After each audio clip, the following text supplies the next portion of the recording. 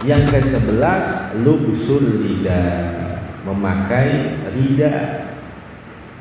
Tadi sudah dijelaskan. Yang ke-12 lubsul kufiyah, memakai kufiyah, tutup kepala. Itu bagian sini. Yang ke-13 lubsul imamati, memakai imamah. Kalau kopiah hanya sekedar menutupi kepala, kalau imamah yang diputer-puter, yang dililit-lilit, itu imamah.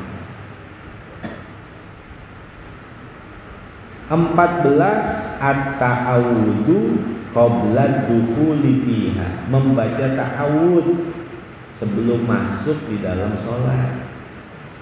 Sebelum sholat, a'udzubillahi minasyaitonir rajim.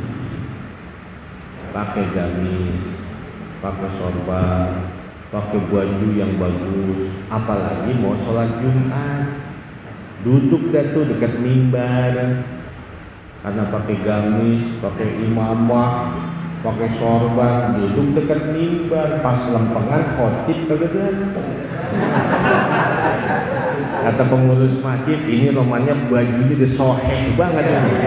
Udah khotib dia nih.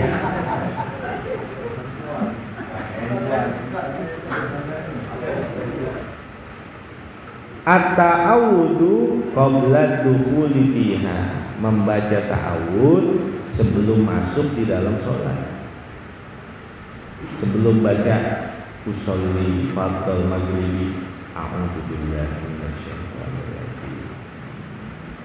15 an yaqra'a suratan nasi qabla dukhuli fiha, bahwa ia membaca surah An-Nas sebelum masuk di dalam sholat. Baca ta'awud, baca surah An-Nas. Udah selesai itu, yang ke-16 ayat pula an yasarihi biduni riqin, bahwa ia meludah ke arah kirinya dengan tanpa basah. Meludah ke arah kiri dengan tanpa basah, itu serangan manusia buat iblis.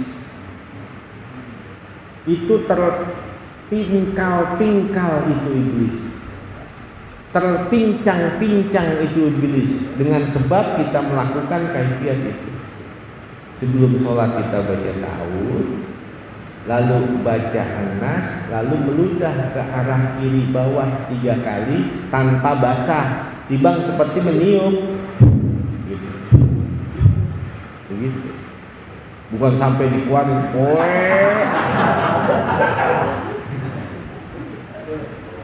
timbang hanya sekedar meniup aja.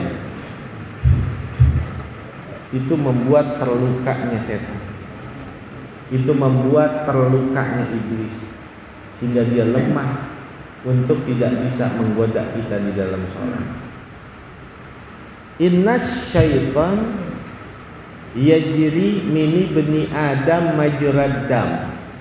Setan itu beredar di peredaran darah manusia sama seperti darah yang mengalir.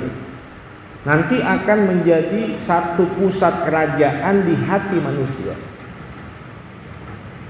Dahulu iblis itu nyari cara bagaimana supaya masuk ke tubuh manusia, sehingga ketika Nabi Adam sedang pergi, Ibunda Hawa sendirian, iblis datang gendong bayi, mungil, imut, lucu, gemes, diberikan kepada Hawa, ditimang-timang oleh ini Hawa.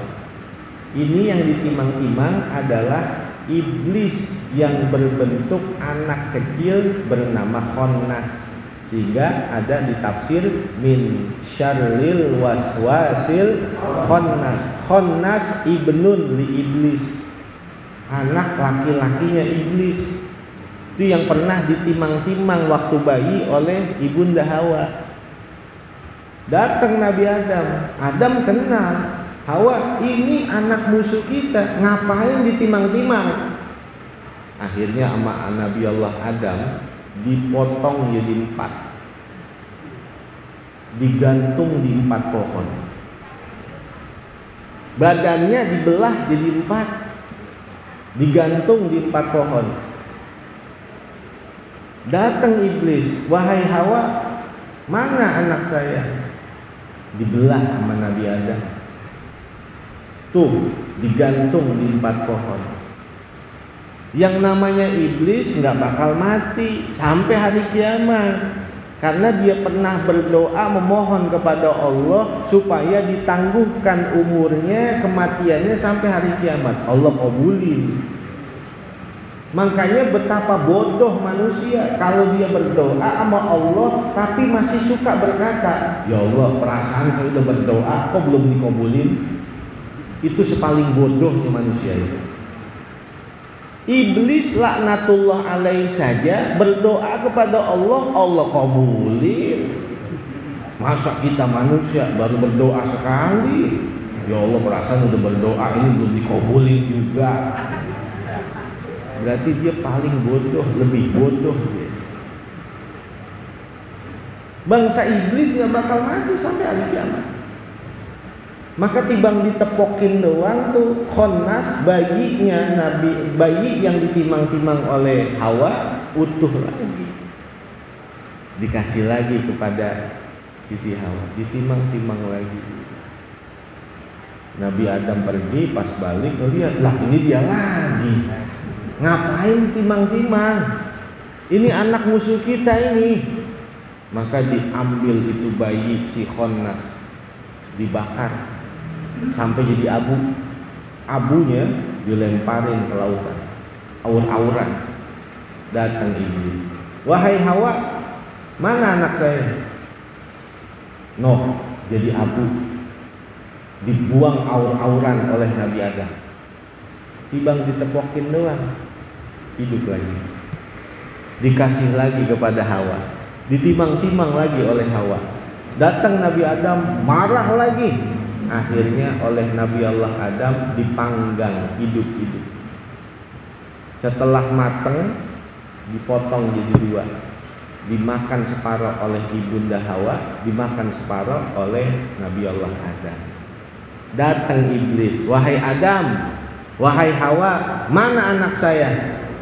Kata Nabi Adam, anakmu sudah kumakan.